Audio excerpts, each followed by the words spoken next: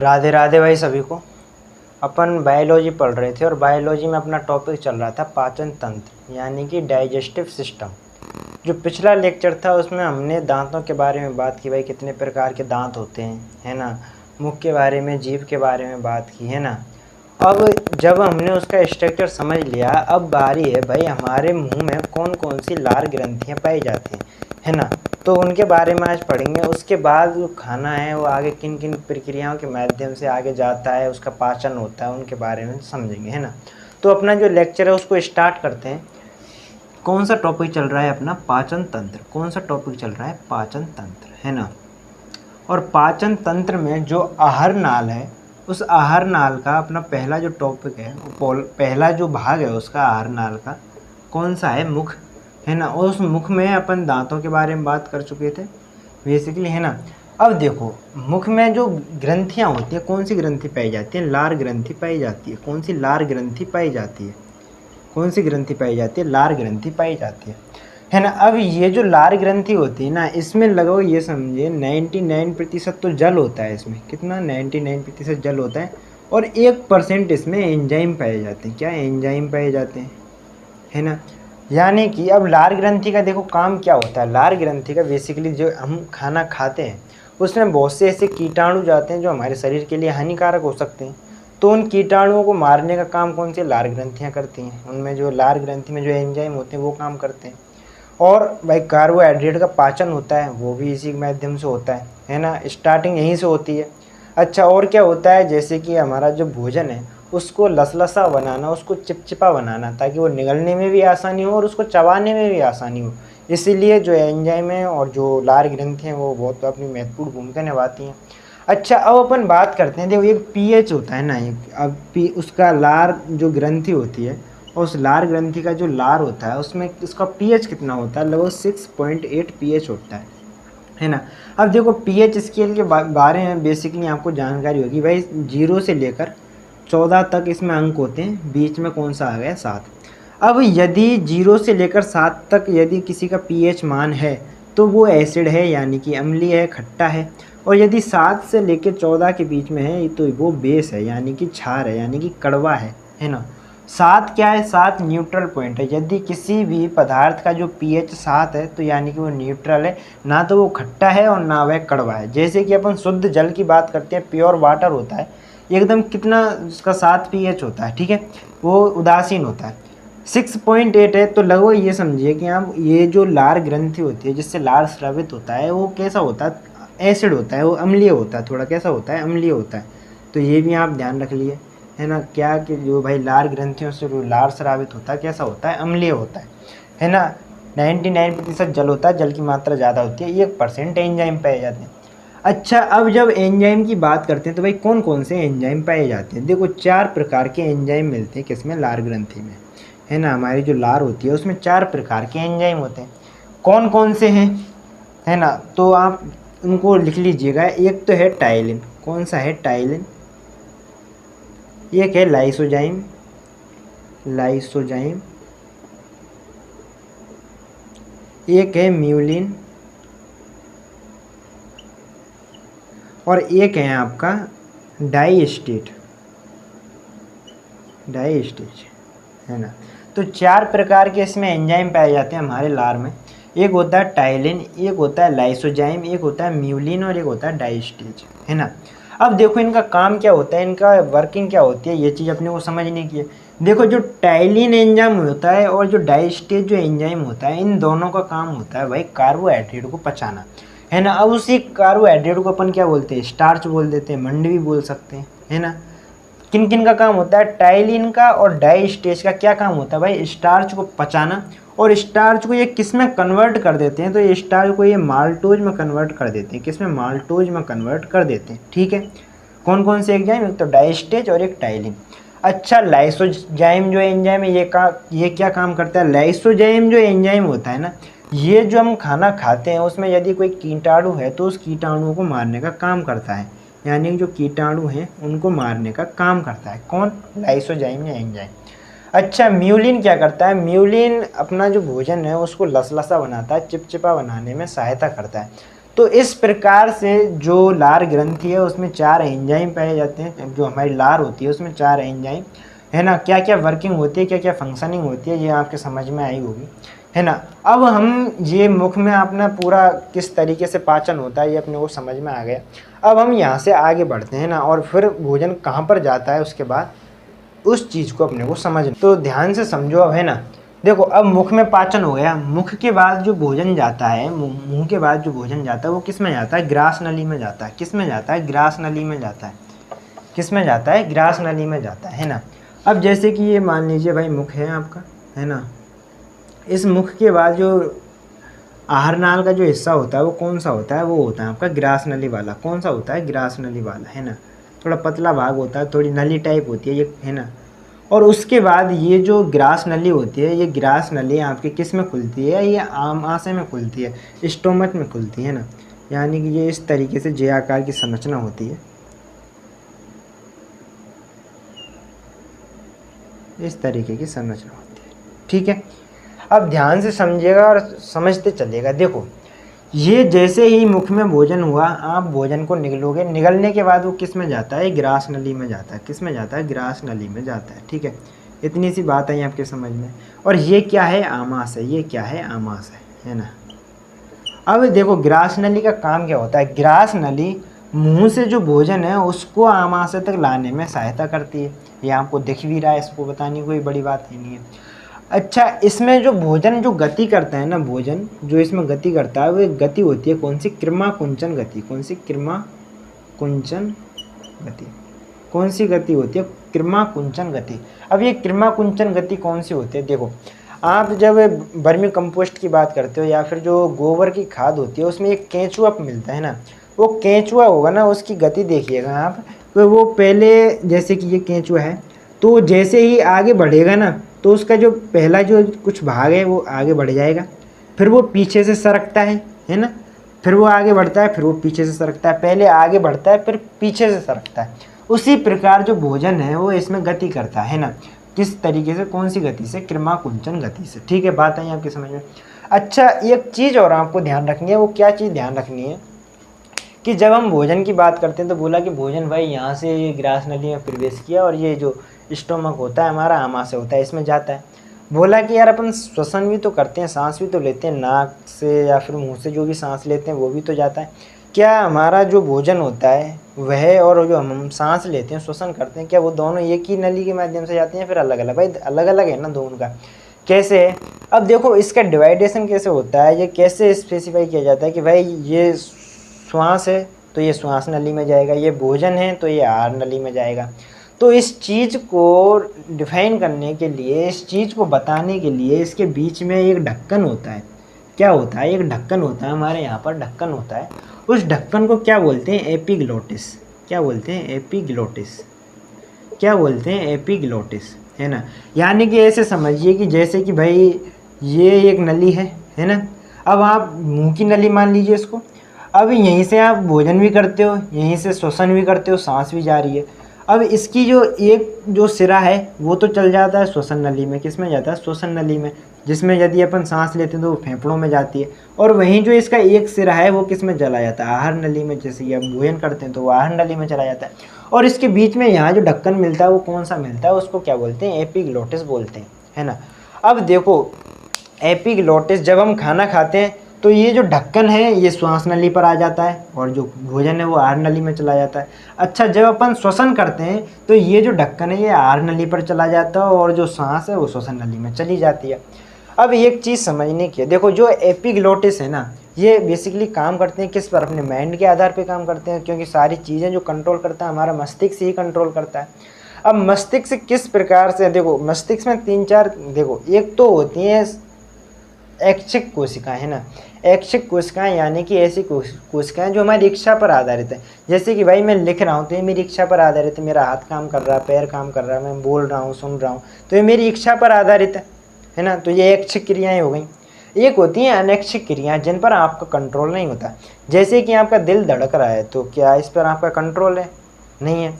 आप श्वसन ले रहे हो, ऑटोमेटिक लेते हो, है ना। हालांकि श्वसन पर आप कंट्रोल कर सकते हो, है ना, लेकिन आप फिर भी एक चीज़ समझिएगा, क्या आपके अंदर यदि भोजन का पाचन हो रहा है, आमाशय में हो रहा है, छोटी आंत में हो रहा है, बड़ी आंत में हो रहा है, तो क्या आप उसको कंट्रोल कर सकते हो? नहीं कर सकते ना। तो कुछ ऐसी क्रियाएं हैं जिनको अपन कंट्रोल नहीं कर सकते, उनको क्या बोलते हैं? अनैच्छिक क्रियाएं बोलते हैं। अच्छा, जो एपिग्लोटिस है किसके अंदर आएगा? बोले कि अनैच्छिक क्रियाओं के अंदर आएगा, क्योंकि एपिग्लोटिस को अपन कंट्रोल नहीं कर सकते, है ना। अब होता क्या है कि जब अपन खाना खाते हैं तो खाना खाते समय कभी कभी बात करते हैं तो क्या श्वसन भी अंदर, सांस भी ले लेते हैं।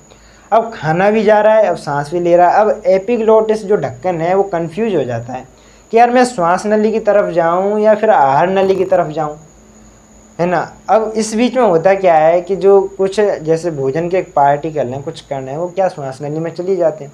फिर वो क्या, हमको थोड़ा हिचकियाँ आने लगती हैं, हमको थोड़ा वो क्या, अपने जो भोजन होता है वो गले में फंस जाता है ना। तो आई थिंक ये आपको चीज़ समझ में आई होगी कि भाई किस तरीके से अपन श्वास को और अपन जो सांस लेते हैं उसको और जो खाना है उसको किस तरीके से अलग अलग तरीके से डिवाइड करते हैं, ठीक है।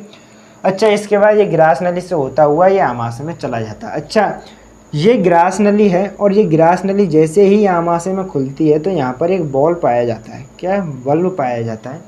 अब ये जैसे ही भोजन इसमें आ गया, इसमें आने के बाद अब ये भोजन वापस नहीं जा सकता, क्योंकि देखो अधिकतर जो बॉल मिलते हैं ना वो इस तरीके से मिलते हैं, जैसे कि ये कोई संरचना है, इसमें जो बॉल मिलेगा ना अधिकतर इस तरीके से मिलते हैं। यानी कि ऊपर से कोई चीज़ आ तो जाएगी लेकिन वापस नहीं जा सकती, सही कह रहा हूँ। वापस जाएगी तो ये बाल है वो बंद हो जाएगा ना, और ऊपर से आएगी तो ये बाल खुला ही रहेगा। यानी ऊपर से आ तो सकती है लेकिन जा नहीं सकती। उसी प्रकार का बाल यहाँ पाया जाता है, ऊपर से खाना आ तो सकता है लेकिन वापस नहीं जा सकता। कभी ऐसा हुआ है कि यार आपने भरपेट भोजन कर लिया हो और उसके बाद आप सोए हो तो और देखा हो कि पूरा भोजन बाहर निकल गया हो? ऐसा नहीं होता ना, क्योंकि वही बाल पाया जाता है, ये भोजन निकल ही नहीं सकता वापस, ठीक है। इतनी सी बात आई आपकी समझ में। अच्छा, अब वो भोजन है वो ग्रास नली के माध्यम से होता हुआ कहाँ पर पहुँच गया? आमाशय में पहुँच गया। अब आमाशय में किस किस तरीके से भोजन का पाचन होता है ये चीज़ समझने की है। अब इस चीज़ को समझिएगा, है ना। अब देखो, आमाशय होता है ना, उसको अपन 3 भागों में बांटते हैं। अच्छे से समझने के लिए कितने भागों में बांटते हैं? 3 भागों में। अच्छा, पहले तो ये चीज़ समझो कि ये जो आहार नली है, आहार नली जिसमें मतलब हमारे भोजन का पूर्ण तरीके से पाचन होता है, उसका सबसे चौड़ा भाग होता है ना, उसका सबसे चौड़ा भाग होता है कौन सा? आमाशय सबसे चौड़ा भाग होता है। अच्छा, किस तरह की आकृति का होता है? जे आकार की आकृति का होता है, है ना। अब देखो, ये 3 भागों में बटा हुआ होता है, पहला भाग, दूसरा भाग और तीसरा भाग, है ना। पहला जो भाग होता है इसको क्या बोलते हैं? अग्रभाग बोलते हैं। इसको क्या बोलते हैं? मध्य भाग बोलते हैं। और इसको क्या बोलते हैं? पश्च भाग बोलते हैं। ये तो हिंदी में नाम हो गए। अच्छा, जो अग्रभाग है इसको क्या बोलते हैं? इसको कार्डिक बोलते हैं। क्या बोलते हैं? कार्डिक बोलते हैं, है ना। जो मध्य भाग है उसको क्या बोलते हैं? उसको बोलते हैं अपन फंडिक बोलते हैं। क्या बोलते हैं? फंडिक। और जो पश्च भाग है, पश्च भाग को क्या बोलते हैं? पाइलोरिक बोलते हैं। क्या बोलते हैं? पाइलोरिक। क्या बोलते हैं? पाइलोरिक। यानी कि 3 भाग हैं, एक आमाशय का आगे का भाग अग्रभाग, बीच वाला भाग मध्य भाग और लास्ट वाला भाग है वो पश्च भाग। अग्रभाग को क्या बोलते हैं? कार्डिक बोलते हैं। मध्य वाले भाग को क्या बोलते हैं? फंडिक बोलते हैं। और जो पश्च वाला भाग है, जो पीछे वाला भाग है, उसको क्या बोलते हैं? पाइलोरिक बोलते हैं। अब इन तीनों में क्या क्या विशेषता ये चीज़ समझने की है। देखो, अच्छा, एक चीज़ और आपको ध्यान रखनी है, और जो मैंने आपको बताया था कि भाई जब अपन भोजन अपन ये मुंह में रहता है और लाल ग्रंथि के माध्यम से जो अपना कार्बोहाइड्रेट है यानी कि स्टार्च है वो किस में बदल चुका है? वो माल्टोज में बदल चुका है ना, माल्टोज में बदल चुका है। अब आगे जो भोजन आया है ना उसमें माल्टोज है, अब उसमें स्टार्च नहीं है, अब उसमें मंड नहीं है, उसमें क्या है? माल्टोज है। अब आगे जब पाचन होगा तो माल्टोज का पाचन होगा, है ना। ये चीज़ ध्यान रखने की चीज़ है ना, इसको भूल मत जाना। अब भोजन आया, भोजन किस प्रकृति का है? बोला कि स्टार्टिंग में क्षारीय प्रकृति थी, है ना, थोड़ी क्या अम्लीय थी, एक तरीके से समझो, उदासीन ही समझो उसको। 6.8 कोई ज़्यादा प्रभाव पड़ता नहीं है। उसके बाद भोजन आया तो सबसे पहले ये जो आगे वाला भाग होता है इसमें क्या होता है कि जो भोजन होता है ना उस भोजन में HCl मिलता है। HCl क्या होता है भाई? हाइड्रोक्लोरिक एसिड होता है ना। ये एसिड होता है, कौन सा अम्ल मिलता है? कौन सा एसिड मिलता है? HCl एसिड मिलता है ना। भोजन में जो HCl है वो पूरी तरीके से मिक्स हो जाता है। अब इस HCl का क्या क्या काम है ये चीज़ समझने की है भाई। सबसे पहले ये जो है एक अम्ल है, एसिड है, स्ट्रॉन्ग एसिड है ना, कैसा है, स्ट्रॉन्ग एसिड है। ये क्या काम करता है, पहला जो बचे हुए हमारे भोजन में वो कीटाणु हैं उनको मारने का काम करता है ना। तो सबसे पहले जो हमारे भोजन में कीटाणु उनको मारेगा, ठीक है भाई, कीटाणु को मारने का काम करता है। अच्छा, उसके बाद क्या करता है, उसके बाद ये जो है हमारे भोजन की प्रकृति को चेंज कर देता है, कैसा बना देता है, उसको अम्लीय बना देता है। कैसा बना देता है, अम्लीय बना देता है। अच्छा, उसके अलावा जो HCl होता है, आगे जितने भी अपने एंजाइम आएंगे उनकी क्रियाशीलता को बढ़ाता है। क्या बढ़ाता है, उनकी क्रियाशीलता को बढ़ाता है। क्या बढ़ाता है, उनकी क्रियाशीलता को बढ़ाता है ना। अब देखो ये HCl का प्रभाव किस तरीके से होता है आपको मैं बताता हूँ। जैसे कि कभी कभी आप वॉमिटिंग करते हो, यानी जब आपको उल्टी हो जाती है, तो कभी कभी आपके गले में जलन होती है। वो जलन किसके कारण होती है, वो HCl के कारण होती है ना। क्योंकि जब भोजन यहाँ पर इसमें HCl मिक्स हो जाता है, पूरी तरीके से मिक्स होने के बाद जब ये भोजन ऊपर जाता है तो यहाँ पर क्या हमारे गले में क्या है, वो जलन पैदा होती है। इसकी किसके कारण होती है, HCl, ये स्ट्रॉन्ग एसिड है ये, है ना। अच्छा, इसके अलावा और क्या चीज़ ध्यान रखनी है आपको, एक चीज़ और ध्यान रखनी है आपको कि भाई ये जो एसिड होता है ना, इस एसिड से ये जो आमाशय की दीवारें हैं, इस दीवार को बचाने के लिए ये एक चीज़ की बनी होती हैं जिसको क्या बोलते हैं अपन, म्यूकोस की बनी होती हैं। किसकी बनी होती हैं, ये म्यूकोस की बनी होती हैं। किसकी बनी होती हैं, म्यूकोस की। आमाशय की जो आंतरिक दीवारें बनी होती हैं किसकी बनी होती हैं, म्यूकोस की बनी होती है ना। तो ये भी चीज़ आपको ध्यान रखनी है ना। तो ये HCl के काम है ना। आपको ये चीज़ फील भी हो जाती है जब आप वॉमिटिंग करते हो, तो HCl है वो आपके गले में जलन पैदा करता है, ठीक है। अब HCl मिलने के बाद जो भोजन है वो भोजन कहाँ आगे जाएगा और किस में जाएगा, इस वाले भाग में जाएगा। जो फंडिक वाला भाग है, जो मध्य वाला भाग है, इस वाले भाग में जाएगा। इस वाले भाग में संरचनाएं पाई जाती हैं ना, कुछ संरचनाएं पाई जाती हैं, है ना, जो कांटे नुमा संरचनाएं होती हैं। कैसी होती हैं, कांटे नुमा संरचनाएं। और इन संरचनाओं को क्या बोलते हैं, रूजी बोलते हैं। क्या बोलते हैं, रूजी बोलते हैं, है ना। अब ये क्या करता है, ये काम जैसे ही भोजन आता है तो उस भोजन को रोक के रखने का काम करता है। क्योंकि लगभग 4-5 घंटे जो भोजन होता है वो हमारे आमाशय में रहता है, आमाशय में पाचन की प्रक्रिया चलती रहती है। तो ये रूजी होता है, इस भोजन को रोकने का काम करता है। अच्छा, जब आप भूखे रहते हैं, यानी कि जब आपको मौसम हो जाता है, खाना नहीं खाया, आपने भूखे पेट घूमे हो इधर उधर, तो ये जो रूजी होता है ना, ये अपने स्थान पर खड़ा हो जाता है और ये हमारे पेट में चुभने लगता है ना। तो आपने देखा कभी कभी बहुत भयंकर जब भूख लगती है तो हमारे क्या पेट में थोड़े क्या दर्द होने लगता है, और कहते हैं ना भाई चूहे कूद रहे हैं। तो वो चूहे एक तरीके से जो रूजी होता है, ये एक तरीके से जब ये खड़े हो जाते हैं, ये कांटे नुमा संरचना, तो इसके कारण हमको ये फील होता है ये चीज़, ठीक है। बात आई आपके समझ में। अच्छा, ये जो पश्च वाला भाग है ना, इस पश्च वाले भाग में एक जठर ग्रंथि मिलती है। क्या मिलती है, जठर ग्रंथि मिलती है। और इस जठर ग्रंथि में एक रस मिलता है जिसको क्या बोलते हैं, जठर रस बोलते हैं। क्या बोलते हैं, जठर रस बोलते हैं, है ना। अब जठर रस अब इस जठर रस में दो आपके वो मिलते हैं, क्या, एंजाइम। और कौन से हैं, एक तो है आपका रेनिन। कौन सा एंजाइम है, रेनिन। और एक है आपका पेप्सिन। कौन सा है, पेप्सिन। कौन सा एंजाइम है, पेप्सिन। एक कौन सा एंजाइम है आपका, रेनिन, और एक कौन सा एंजाइम है आपका, पेप्सिन। जो रेनिन एंजाइम है, ये रेनिन एंजाइम का क्या काम रहता है ना। मैं थोड़ा इसको ढंग से मिटा देता हूँ और आपको इसके वर्क लिखाता हूँ, इस एंजाइम के क्या क्या काम होते हैं। जो रेनिन जो एंजाइम होता है उसका काम क्या होता है, ये जो दूध होता है ना, दूध, उस दूध को दही में कन्वर्ट कर देता है ना। अब बोलोगे यार दूध, अब इस चीज़ को भी हम थोड़ा ध्यान से समझिएगा। देखो दूध होता है ना, उस दूध में एक प्रोटीन मिलता है। कौन सा प्रोटीन मिलता है, बोला कि भाई केसिन प्रोटीन मिलता है। कौन सा, केसिन प्रोटीन मिलता है दूध में। कौन सा प्रोटीन मिलता है, बोला कि भाई केसिन प्रोटीन मिलता है। इस केसिन प्रोटीन के कारण ही दूध का रंग होता है वो सफ़ेद होता है। किस प्रोटीन के कारण, केसिन प्रोटीन के कारण, है ना। अब ये जो केसिन प्रोटीन है ना, इस केसिन प्रोटीन को जो ये रेनिन एंजाइम होता है इसको कन्वर्ट कर देता है। बोला किस में कन्वर्ट कर देता है, इसको कन्वर्ट कर देता है कैल्शियम पारा कैसिनेट। किस में कन्वर्ट कर देता है, कैल्शियम पारा कैसिनेट में इसको कन्वर्ट कर देता है ना। अब देखो ये चीज़ भी आपने देखी होगी। देखो जब छोटा बच्चा होता है, जब आप उसको दूध पिलाते हो और जब वह वोमिटिंग कर देता है तो पिलाया तो आपने दूध है, उसको लिक्विड पिलाया, लेकिन वो जब उगलता है तो एक दही की सी लेयर होती है ना, दही के रूप में उगलता है। वो किस लिए उगलता है? क्योंकि भाई उसका जो दूध है ना वो दही में कन्वर्ट हो गया। किस एंजाइम की वजह से हो गया? रेनिन एंजाइम की वजह से हो गया। केसिन प्रोटीन को कैल्शियम पारा कैसिनेट में परिवर्तित कर दिया, चेंज कर दिया।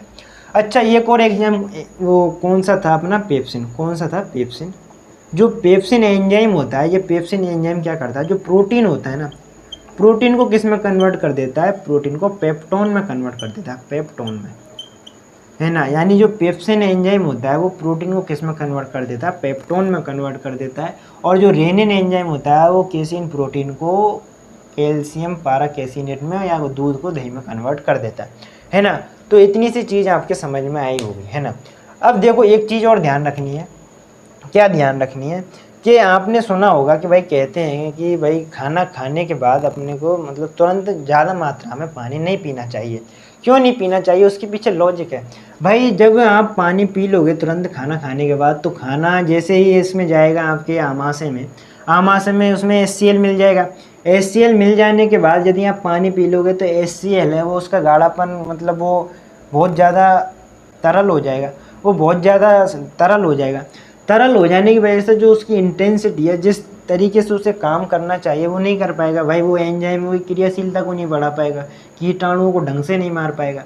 इसलिए कहते हैं कि भाई अपने को खाना खाने के लगभग 1.5 घंटे बाद अपने को पानी पीना चाहिए, है ना। तो ये चीज़ आपके समझ में आई होगी किस किस तरीके से।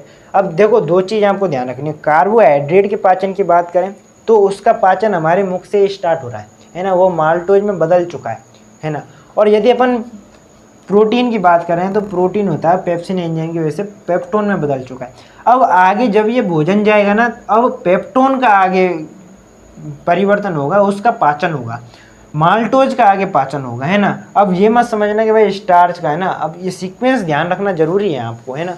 तो आई थिंक ये जो चीज़ें हैं ये आपके समझ में आई होंगी, ये वाला भाग पूरा समझ में आया होगा। कौन कौन से एंजाइम पाए जाते हैं किस किस तरीके से, ये चीज़ें भी आपके समझ में आई होंगी, है ना। एक चीज़ और है इसमें, वो भी आप समझ लीजिए, है ना। 2 ग्रंथियाँ हैं इसमें। एक तो है यकृत ग्रंथि। कौन सी है? यकृत ग्रंथि, है ना। और उसी के बारे में अपने इसमें लेक्चर में पढ़ लेते हैं, बाकी अपन अगले लेक्चर में देखते हैं। देखो ये जो आमाशय होता है ना, इस आमाशय के इधर एक ग्रंथि मिलती है ना। एक ग्रंथि मिलती है, क्या नाम है उसका? यकृत ग्रंथि है। क्या नाम है? यकृत ग्रंथि है।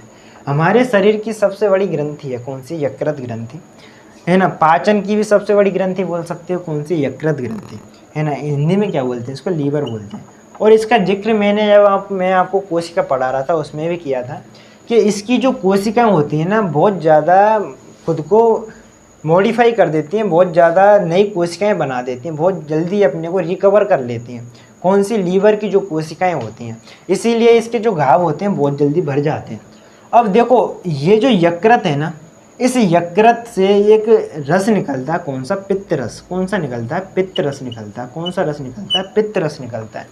अब ये जो पित्त रस होता है ना, आगे इसमें एक नीचे थैली लगी होती है जिसको क्या बोलते हैं? पित्ताशय बोलते हैं। क्या बोलते हैं? पित्ताशय बोलते हैं।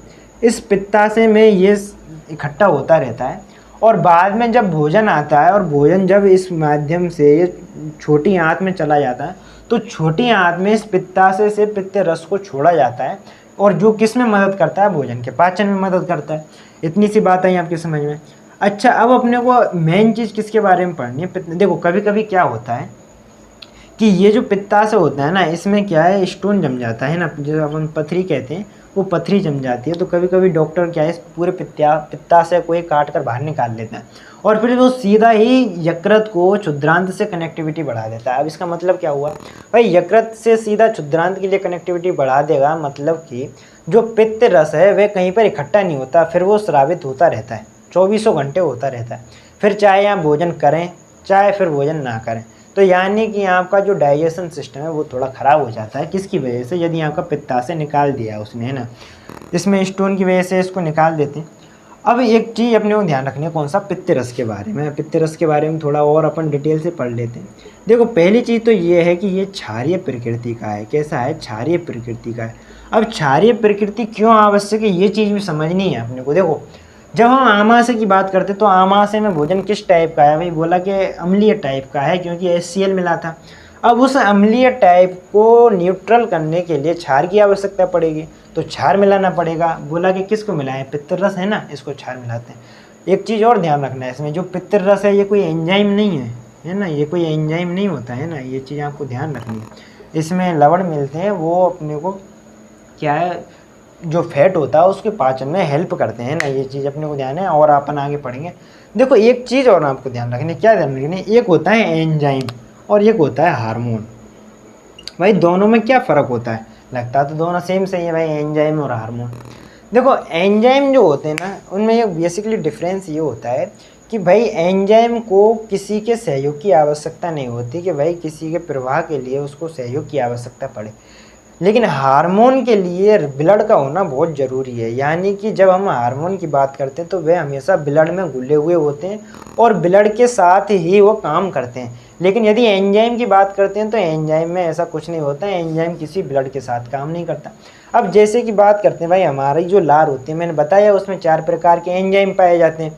कभी देखा होगा कुछ ऐसे बंदे होते हैं भाई, सोते सोते उनके लार टपक रही है ना, तो क्या कभी उसमें खून निकलता है, नहीं निकलता ना। यानी कि वो लार में तो एंजाइम अब भी है ना, उस लार में एंजाइम तो अब भी है जब वे सो रहा है, तो उसमें खून मतलब ब्लडिंग से माध्यम से उसका प्रवाह नहीं हो रहा है, यानी कि वो एंजाइम है। तो ये बेसिकली थोड़ा डिफरेंस होता है। एंजाइम होता है उसमें खून की आवश्यकता नहीं होती प्रवाह के लिए, है ना, लेकिन जो हार्मोन होता है वो खून के माध्यम से एक स्थान से दूसरे स्थान पर जाते हैं।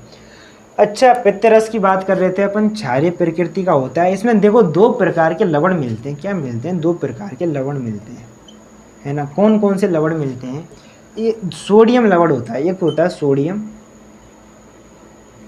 ग्लाइकोलेट, ग्लाइकोलेट और सोडियम टेरिकोलेट।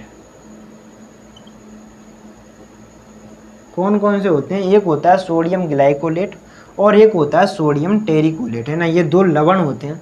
अब ये देखो ये दोनों लवण क्या काम करते हैं। देखो अपने कार्बोहाइड्रेट का पाचन चल रहा है ना, मुख से चल रहा है। अपने प्रोटीन का भी पाचन चल रहा है, कौन सा रह गया, वसा रह गया।